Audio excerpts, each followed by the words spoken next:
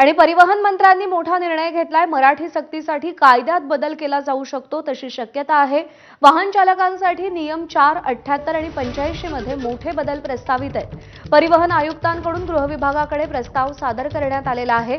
सार्वजनिक वाहन चालवण्याची परवानगी देताना मराठीचं ज्ञान तपासलं जाणार आहे। मीटर असलेल्या कॅबसाठी परवानगी देतानाही मराठीचं ज्ञान तपासलं जाईल। परवाना नूतनीकरणावेळी मराठी येत असल्याचं दाखवणं बंधनकारक असणार आहे।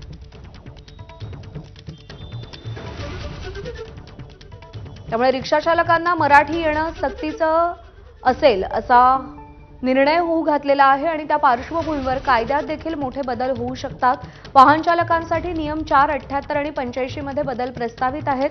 परिवहन आयुक्तांकडून गृह विभागाकडे हा प्रस्ताव सादर करण्यात आलेला आहे। राजू सोनावणे आपले प्रतिनिधी आपल्याला अधिक अपडेट देतील। राजू, कायद्यात बदल होण्याची शक्यता वर्तवली जाते। काय प्रस्ताव आहे, कोणकोणते बदल अपेक्षित आहेत? अगदी पाहतो आपण मराठी भाषा जी आहे मराठी चालकांना आलीच पाहिजे हा वाद जो आहे तो 1 तारखेपासून हा निर्णय करण्यात सुद्धा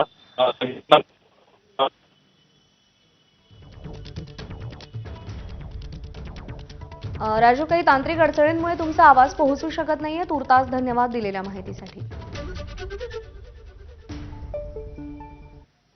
विधान परिषदेच्या 10 जागांसाठी होणारी निवडणूक चर्चेचा विषय ठरते।